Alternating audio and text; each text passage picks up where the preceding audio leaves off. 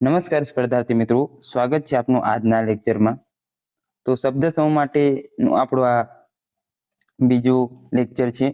Lecture શરૂ કરતા પહેલા એક માહિતી આપી દઉં કે જો આપને કોઈ પણ સબ્જેક્ટને લગતી પુસ્તક ખરીદવી હોય તો આપણે ડિસ્ક્રિપ્શનમાં લિંક આપી છે, ત્યાં જઈને એ સબ્જેક્ટને લગતી બુક ખરીદી શકો છો. આપણે જે સારી પુસ્તકો છે તેમનો સમાવેશ કર્યો છે, એટલે કોઈ પણ મૂંઝવણ હોય તમે ત્યાંથી જોઈ શકો છો કે કયા સબ્જેક્ટ માટે કઈ પુસ્તક સારી છે અને ત્યાંથી પરચેસ કરી શકો છો.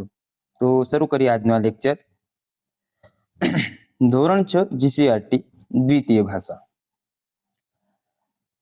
અત્યંત ભોળો, કપટમાં ન સમજે તેવો તો તેને શું કહેવાય? ભોળો ભટાક. પાણીમાં બોળવું તો તેને શું કહેવાય? જબોળવું. જળમાં રહેનારો રાક્ષસ તો તેને શું કહેવાય? જળ રાક્ષસ. આજ્ઞા પ્રમાણે વર્તનારું તો તેને શું કહેવાય? આજ્ઞાંકિત. ઘણા ગુણવાળું તો તેને શું કહેવાય? 32 લક્ષણો. વીજળીના વાલ્વમાં વપરાતી તારની જાળી, વીજળીના મથકની તાર જોડીને કરાતી યોજના કે વ્યવસ્થા તો તેને શું કહેવાય? ગ્રીડ. નક્ષત્રોનું વન તો તેને કહેવાય નક્ષત્ર વન. જંગલનો પ્રદેશ તો તેને કહેવાય વનરાજી. છાણ અને પૂંજાનો ઢગલો, છાણ હોય અને પૂંજો હોય તેનો ઢગલો તો તેને શું કહેવાય? ઉકરડો, જે સામાન્ય રીતે આપણા ગામડામાં રહેતો હોય છે. જીવનની શક્તિ તો તેને કહેવાય પ્રાણ શક્તિ. શુભ થાવો એવી ઈચ્છા તો તેને કહેવાય શુભેચ્છા. કરોડમાંથી પસાર થતું જ્ઞાન તંતુનું દોરડું તેને કહેવાય કરોડરજ્જુ. લાગણીનો તરંગ તો તેને શું કહેવાય? ઉર્મિ. કશુંક નવું જોવા જાણવાની ઉત્કંઠા તો તેને કહેવાય કુતૂહલ. ત્યારબાદ આગળ જોઈએ. સામાન્ય લોકોમાં પ્રચલિત નૃત્ય પ્રકાર તેને કહેવાય લોકનૃત્ય. સંગીતમાં તાલ આપવા માટેનું વાદ્ય તો તેને કહેવાય નરઘા. સાંકડા મોં વાળું પાણી ભરવાનું વાસણ તો તેને કહેવાય ગાગર. સૂર ચડે એવા સૂરનો એક રાગ તો તેને કહેવાય સિંદૂડો. સવારમાં ગાવાનું એક પ્રકારનું પદ તો તેને કહેવાય પ્રભાતિયું. અમુક નક્કી વજનનું તોલવાનું સાધન તો તેને કહેવાય કાટલું. એકઠી કરેલી ચીજોનો ઢગલો તો તેને કહેવાય ખડકલો. સંસ્કાર, વિદ્યા, કળા, વિજ્ઞાન, ઉદ્યોગ વગેરેના કારણે તૈયાર થયેલી માનવ જીવનના વિકાસની એક ભૂમિકા તો તેને કહેવાય સંસ્કૃતિ. ત્યારબાદ આગળ જોઈએ. ચંદ્ર આડે આવવાથી સૂર્યબિંબનું ઢંકાવું અથવા આમ અદ્રશ્ય થઈ જાય તેને કહેવાય સૂર્યગ્રહણ. સૂર્ય ચંદ્રને ગ્રહણ વખતે ગ્રસનાર પીડાકારી ગ્રહ તેને કહેવાય રાહુ. અવકાશ યાત્રા માટેનું વાહન તેને કહેવાય અંતરિક્ષયાન. દધીચી ઋષિના હાડકાનું બનેલું ઇન્દ્રનું આયુધ તેને કહેવાય વજ્ર. વાદળોનું ગડગડાટ તો તેને કહેવાય મેઘગર્જન. નીચલા જડબાનો ભાગ તો તેને કહેવાય હડપચી. સંગીતના સૂરનું માપ તો તેને કહેવાય તાલ. નીચે પાથરવા માટેનું જાડું મોટું કપડું તો તેને શું કહેવાય? પાથરણું. દિવસનો પહેલો વકરો તો તેને કહેવાય બોણી. અનાજનું બજાર તો તેને કહેવાય દાણા પીઠ. ફળ ધારણ કરનાર નાગ તેને કહેવાય ફણીધર. અમુક નિશ્ચિત સ્થાનોથી નજરે પડતો ધરતીનો વિસ્તાર તો તેને કહેવાય લેન્ડસ્કેપ. સહેલ કરવા નીકળેલું તો તેને કહેવાય સહેલાણી. જેને મરડવાથી વહાણ એટલે જહાજ દિશા બદલે તે કળ તો તેને કહેવાય સુકાન. થાંભલાના જેવું ઊંચું ચણતર તો તેને કહેવાય મિનારો. સાંઠાની બે ગાંઠ વચ્ચેનો ભાગ તો તેને શું કહેવાય? પેરી. જેમાંથી તેલ નીકળી શકે તેવા દાણા તો તેને શું કહેવાય? તેલીબિયાં. ધોરણ 7 જીસીઆરટી પ્રથમ ભાષામાં જોઈએ આપણે તો શુભ પ્રસંગે ગવાતું ગીત તેને કહેવાય મંગળ ગીત. જેનો પતિ હયાત હોય તેવી સ્ત્રી તો તેને કહેવાય સધવા. ઉમંગમાં ઠાઠથી ધીમે ધીમે ચાલતું તો તેને કહેવાય મલપતું. ચોકમાં સાથિયા પાડવા તો તેને કહેવાય ચોક પૂરવા. તેજસ્વી વિદ્યાર્થીને અભ્યાસ માટે મળતી આર્થિક રકમ તેને કહેવાય શિષ્યવૃત્તિ. ઘઉં, જવ ઇત્યાદિ ધાન્યના ડુંડા તો તેને કહેવાય ઊંબીઓ અથવા તો ઊંબી. સૂકી માટીના મોટા ગાંગડા તો તેને કહેવાય ઢેફા. નાનું ઝરણું તો તેને કહેવાય સરવાણી. જરૂરી ન હોય તેવું વાપરવા માટેનું ભેગું કરવું તો તેને કહેવાય પરિગ્રહ. સહી ન શકાય તેવું તો તેને કહેવાય અસહ્ય. ઘરના જેવી સગવડો વાળો રેલગાડીનો ખાસ ડબ્બો તો તેને કહેવાય સલૂન.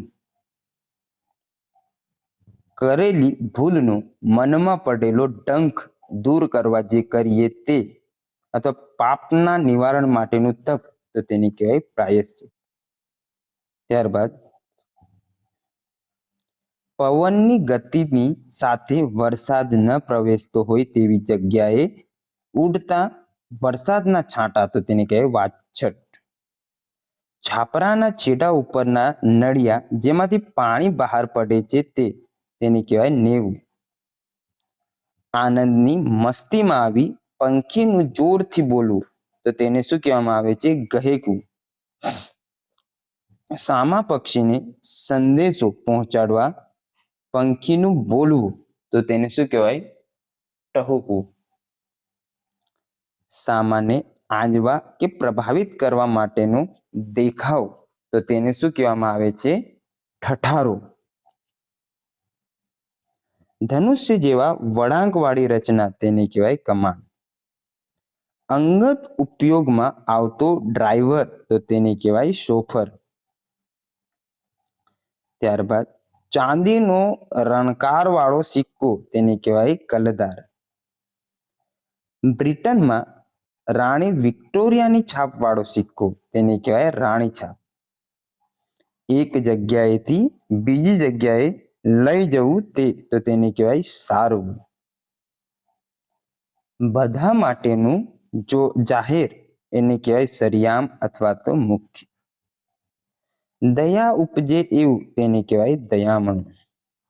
આયુષ્ય રૂપી દોરી તો તેને કહેવાય જીવન દોરી કે આવરદા. મટકું પણ માર્યા વિના જેની આંખ ઉગડે કે મીચાય નહીં તેવું તો તેને કહેવાય અનિમેષ. દુઃખ ભર્યો અવાજ તો તેને કહેવાય આર્તસ્વર. જીવનનું ઉપયોગી ભાતું અથવા યોગ્ય માર્ગદર્શન તેને કહેવાય જીવન પાથે. તાલુકાનું વસૂલાત સંબંધી કાપ કરનાર અમલદાર તો તેને કહેવાય મામલતદાર. સરકારને રાજ્યના કામ માટે લોકો પાસેથી નાણાં લેવા પડે ત્યારે નાણાંને બદલે લખી અપાતું બાંયધરી પત્ર તો તેને કહેવાય પ્રોમિસરી નોટ. દીવાની ન્યાયાધીશ તો તેને કહેવાય મુનસફ. ત્યારબાદ વહાણ હંકારનાર તો તેને કહેવાય માલમ. સુંદર અને ગુણિયલ સ્ત્રી તેને કહેવાય પદ્મિની. પ્રભાવશાળી વ્યક્તિત્વ ધરાવનાર તેને કહેવાય જાજરમાન. યાદગીરીનું સ્મૃતિનું સ્થાન તો તેને કહેવાય સ્મારક. દૂર હોવાને કારણે મનમાં સતત રહેતો મળવાનો ભાવ તેને કહેવાય ઝુરાપો. જેમ આવે તેમ તો તેને શું કહેવાય? આડેધડ. આપણે કહીએ ને કે આ તો આડેધડ મારે, જેમ આવે તેમ મારી દે છે, તેને બેટ્સમેન જે હોય તે. ગોળ છોડની આસપાસની માટીને ખોદવી તો તેને કહેવાય આસ્કા. જીભને ટેરવે તો એને કહેવાય જીહવાગ્રે. દબાવી શકાય એવું બટન તેને કહેવાય પુશ બટન. મોજાને પકડવા માટે રેડિયો, ટીવી વગેરેનું હવામાં ઊંચે રખાતો તાર તેને કહેવાય એરિયલ. સંદેશો ટાઈપ કરવા માટે કીબોર્ડ જેવું સાધન તેને કહેવાય કંટ્રોલ બોર્ડ. ત્યારબાદ જાસાનું કારણ દર્શાવતી ચિઠ્ઠી, કંઈક માંગણી અંગે ધમકીભરી ચિઠ્ઠી તેને કહેવાય જાસા ચિઠ્ઠી. બે ભાષામાં વાત કરી શકે એ તો તેને કહેવાય દુભાષીઓ. કાજળ જેવી કાળી તો તેને કહેવાય કાજળ ઘેરી. ઈંડા જેવા આકારનું તેને કહેવાય અંડાકાર. પૃથ્વી પર ન રહેતું તો તેને શું કહેવાય પરગ્રહવાસી. કશુંક જાણવા કે કશુંક કામ કરવા ઉતાવળું તો તેને કહેવાય ઉત્સુક. ગમતી વ્યક્તિ કે ગમતા કામ માટે ચહેરા પર થતો હરખ, વહાલ કે હેતનો ઉભરો તેને કહેવાય ઉમળકું. લખાણનું મથાળું તો તેને કહેવાય શીર્ષક. સહેજે ન મળે તેવું તો તેને કહેવાય દોહલું. ખુશાલીના પ્રસંગે અપાતી ભેટ તો તેને શું કહેવાય લહાની. ચડે નહીં તેવી, ફેરફાર ન થાય તેવી તો તેને શું કહેવાય અચળા, અચલા કે સ્થિર. જન્મ આપનાર માં કે માતા તો તેને શું કહેવાય જનની. ભાદર નદીની દક્ષિણનો સમુદ્ર સુધીનો જુનાગઢ જિલ્લાનો પ્રદેશ તો તેને શું કહેવાય સોરઠ. પોતાના હિત કે લોભની ચિંતા કે વિચાર ન કરનાર તેને કહેવાય ગાફેલ. ભૂમિતિના કોઈ સિદ્ધાંતને સાબિત કરવા માટેની તાર્કિક પદ્ધતિ તેને કહેવાય પ્રમેય. યહૂદી પ્રજાની પ્રાચીન મૂળ ભાષા તેને કહેવાય હિબ્રુ. ઉપેક્ષા ધ્યાનમાં ન લેવું તે તો તેને કહેવાય અવગણના કે ઉપેક્ષા. હોળી ખેલવા નીકળેલો ઘેરમાંનો માણસ તો તેને કહેવાય ઘેરૈયો. ઠીંગણો પણ વેગથી ચાલતો એક જાતનો બળદ તેને કહેવાય ગેણિયો. બાકામાંથી પડતું સૂર્યનું કિરણ એટલે કે છિદ્રમાંથી તેને કહેવાય હેરિયું. તેલની ધાર પાણી પર પડે તોય તે અલગ રહે છે તેમ તો તેને કહેવાય તેલ ધારાવત. જેમાં રીબાવાનું થાય તેવું દુઃખ, પીડા કે કષ્ટ તો તેને કહેવાય યાતના. બૂટની અંદર નાખવામાં આવતું નરમ છૂટું પડ તો તેને કહેવાય સખતડી કે સુખતડી. ભાંગેલ હૈયે અથવા તો નિરાશમનથી તો તેને કહેવાય ભગ્ન હૃદય. આવેશ કે ગુસ્સાથી બાવરું બનેલું તો તેને કહેવાય ધુઆપુઆ. બૂટ તૈયાર કરવાનું, તેના માપનું અને તેના આકારના લાકડાનું સાધન તો તેને કહેવાય ઓઠું. મૂંગા થઈ જવું તે અથવા તો ચૂપ થઈ જવું તે તો તેને કહેવાય અવાચક. હદ વગરનું તેને કહેવાય અનહદ. ચામડાની સાંકડી પટ્ટી કે દોર તો તેને કહેવાય વાધરી. સતત વિરામ લીધા વિના તો તેને શું કહેવાય અવિરત.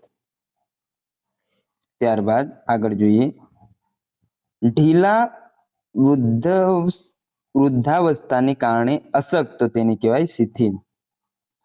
રસ વગરનું તેને કહેવાય રસહીન. દયા વગરનું તેને કહેવાય દયાહીન.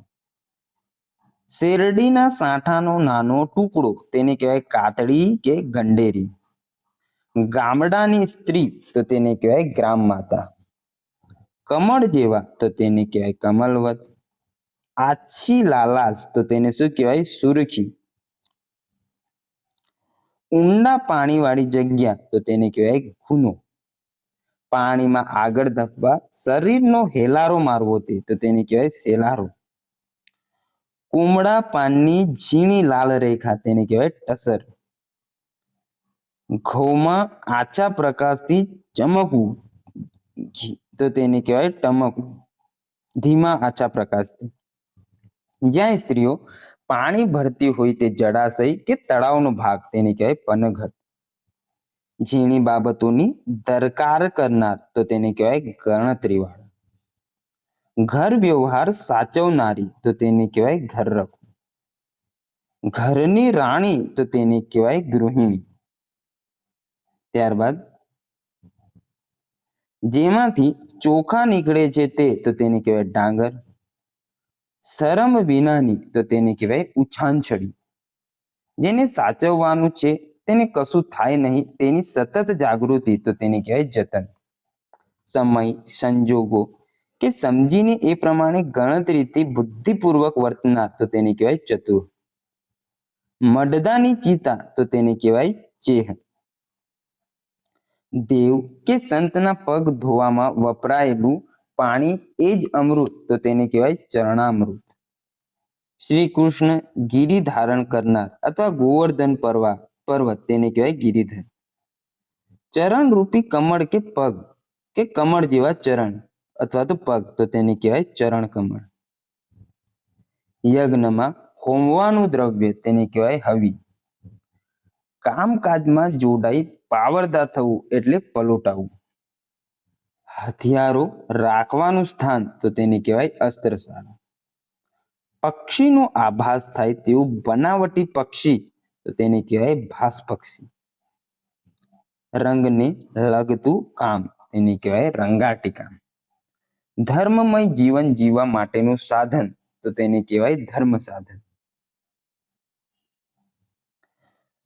ત્યારબાદ મિત્રો આગળ જોઈએ ધોરણ 7 જીસીઆરટી દ્વિતીય ભાષાના શબ્દ સમૂહ. નજર સામે તેને કહેવાય સમક્ષ. ઉત્સાહ આપવાની ક્રિયા તેને કહેવાય પ્રોત્સાહન. કાબુમાં રાખવું એને કહેવાય નિયમન. ચક્રાકારે ગોઠવેલ સૈન્ય રચના તો તેને કહેવાય ચક્રવ્યૂહ. વિવિધ યુક્તિઓ અજમાવવી તે તો તેને કહેવાય યુક્તિ પ્રયુક્તિ. બાણની પથારી તેને કહેવાય બાણસૈયા. લોઢાનો પોશાક તેને શું કહેવાય બખતર. માથાના રક્ષણ માટેનો ટોપ તેને કહેવાય શિરસ્ત્રાણ. જીવન ટકાવવા માટેનો વાયુ તેને કહેવાય પ્રાણવાયુ કે ઓક્સિજન. આકાશમાંથી પડતા કુદરતી બરફના કાકડા તેને કહેવાય કરા. પાકને ઉપયોગી એવો વરસાદ તેને કહેવાય મોલિયો. પછેડી ઓઢવી પડે એવો વરસાદ તેને કહેવાય પછેડીયો. છાપરાના નેવા ઉપરથી પાણી વહે એટલો વરસાદ તેને કહેવાય નેવાધાર. વરસાદની તીવ્રતાથી માટીના ઢેફા ભાંગી જાય એવો વરસાદ તો તેને કહેવાય ઢેફા ભાંગ. છાંટાથી મોટા ટીપા તો તેને શું કહેવાય ફોરા.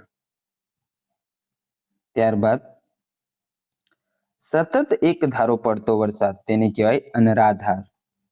ખેતરોના ક્યારાઓ ભરાઈ જાય અને કૂવાની સપાટી ઉપર આવી જાય એવો મોટી ધારે પડતો વરસાદ તેને કહેવાય સાંભેલા ધાર. સતત ચાલતો વરસાદ તો તેને કહેવાય હેલી. કરી જાણનાર તેને કહેવાય કરવૈયો. પ્રચાર અર્થે કરેલો કોઈ પણ લાગણી ભર્યો પોકાર તો તેને કહેવાય આહાલેખ અથવા તો ટહેલ.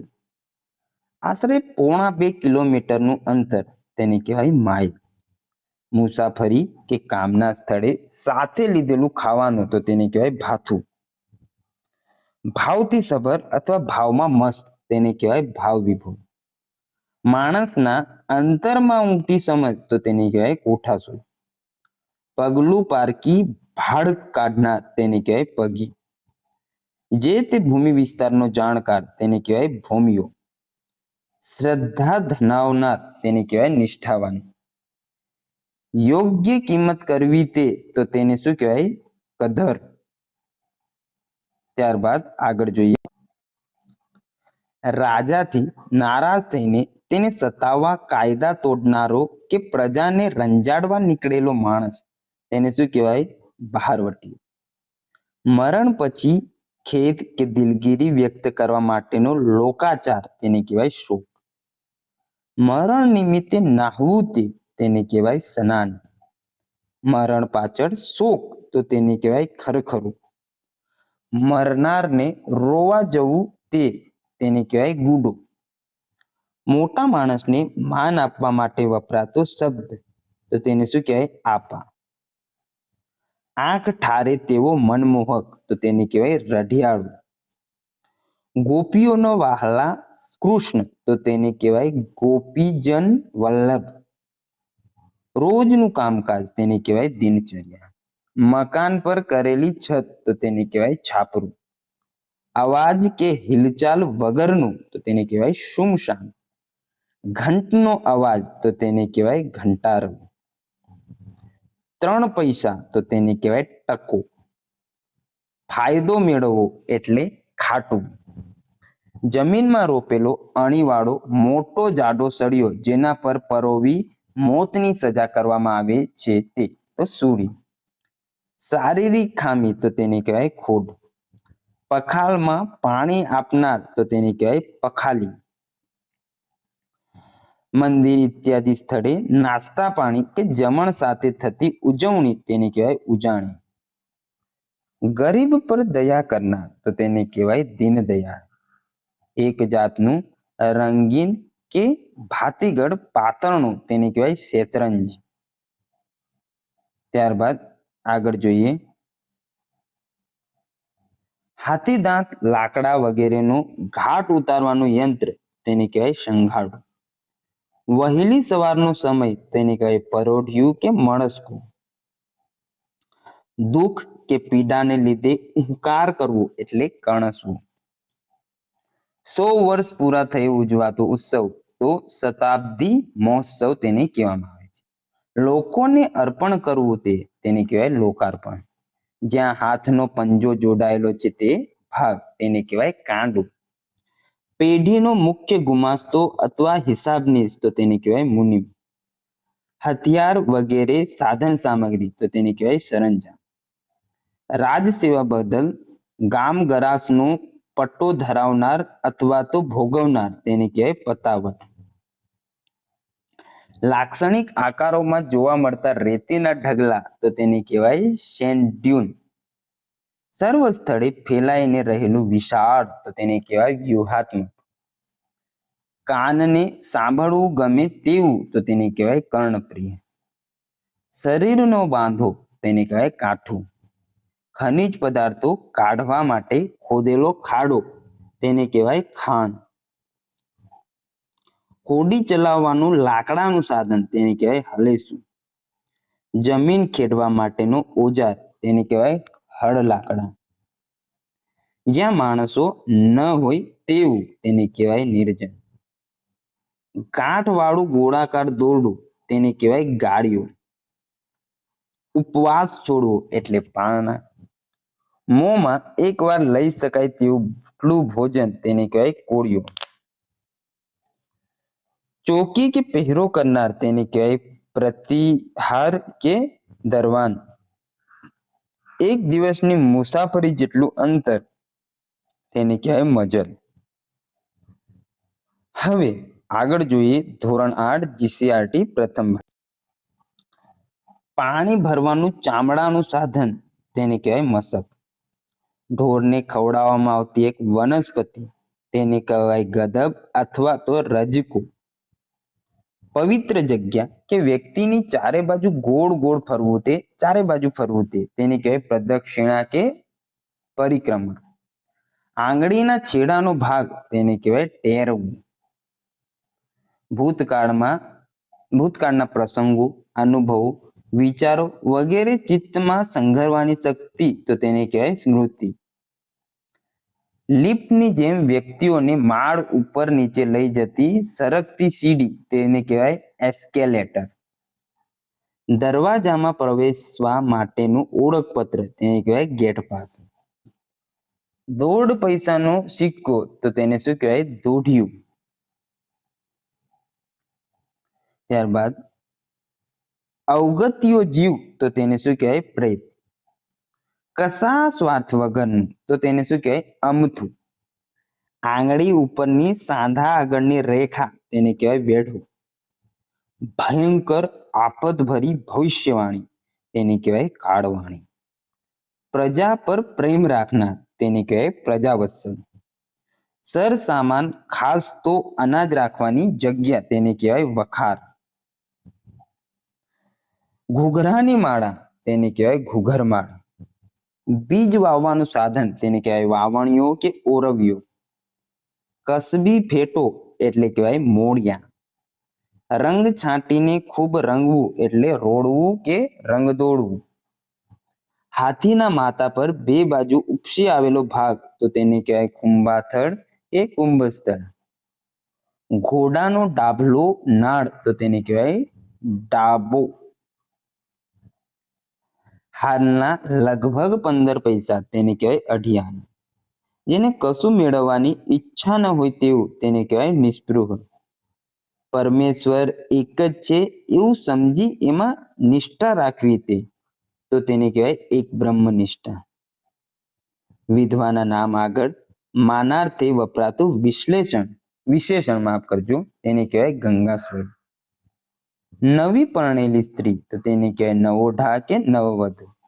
એક પછી એક તેને કહેવાય ક્રમશઃ. ઘરમાં પ્રસરેલ તો તેને કહેવાય ગૃહવ્યાપી. સામાન્ય માણસની બુદ્ધિથી ન સમજાય તેવું તો તેને કહેવાય અગમ્ય અથવા તો અજાણ્યું. કંઈક કરવાનો નિર્ધાર તેને કહેવાય સંકલ્પ. પૈસાનો ત્રીજો ભાગ અથવા તાંબાનો એક સિક્કો તેને કહેવાય પાઈ. નજરાણાની ચીજ તેને કહેવાય સોગાત. નિયંત્રણ વિનાનું છૂટું મુકાયેલું તેને કહેવાય રેઢિયાળ. જે તે સમયની મનની સ્થિતિ તેને કહેવાય મિજાજ. શિર ઉપર શોભતું છોગું તેને કહેવાય શિરછોગું. ધર્મ માટે ધર્મ દ્વારા લડાતું યુદ્ધ તેને કહેવાય ધર્મયુદ્ધ. વિલીન કરવું અથવા તો ઓગાળી નાખવું એને કહેવાય વિલીનીકરણ. બગલમાં થતું ગુમડું તેને કહેવાય કાકબલાઈ. ત્યારબાદ આગળ જોઈએ ભાઈ માટેનો ભાવ તો તેને કહેવાય ભાતૃભાવ. ધીમે ધીમે ચંપી કરવી તે તો તેને કહેવાય તણાસું. કસ્તુરી, કેસર, ચંદન, રક્તચંદન, અંબર, અગર, ભરાસ અને સોનાના વરખને પીસી ઘૂંટીને તૈયાર કરેલો લેપ તો તેને કહેવાય યક્ષ કરદમ. રણકાર ભર્યો અવાજ કરવો એટલે ખડખાવવું. મુખેથી વગાડવાનું વાંજવું તેને કહેવાય ચંગ. બંને બાજુ વગાડી શકાય એવું ઢોલક જેવું એક વાદ્ય તેને કહેવાય મૃદંગ. લાલાશ પડતા પીળા રંગનું તેને કહેવાય પિંગલ. જેનો કોઈ આધાર ન હોય તેવો આધાર તેને કહેવાય અશરણ શરણ અથવા પરમેશ્વર. કટાક્ષમાં બોલનારી તો તેને કહેવાય વાંકા બોલી. સુગંધ ભર્યો લેપ તો તેને કહેવાય સોંઘું. આકાશ જેવા ભૂરા રંગનું તો તેને કહેવાય આસમાની. હોય તે કરતા વાત વધારીને રજૂ કરવી તે તેને કહેવાય અતિશયોક્તિ. કશુંક છુપાવવા માટેનું ઓઢણ તેને કહેવાય અંચળો. મહેનત કરનાર તેને કહેવાય પુરુષાર્થી. મંદ હાસ્ય જરા મલકાવું તે તેને કહેવાય સ્મિત. ગમ્મત ભર્યું મેળાવડું તેને કહેવાય મેજલસ. આતુરતા સાથેની વારંવારની ઈચ્છા અથવા વારંવારનું સ્મરણ તેને કહેવાય ઝંખના. દુઃખી થઈ જવું એટલે વલખવું. ચારેય દિશામાં એટલે ચોગમ અથવા ચોમેર.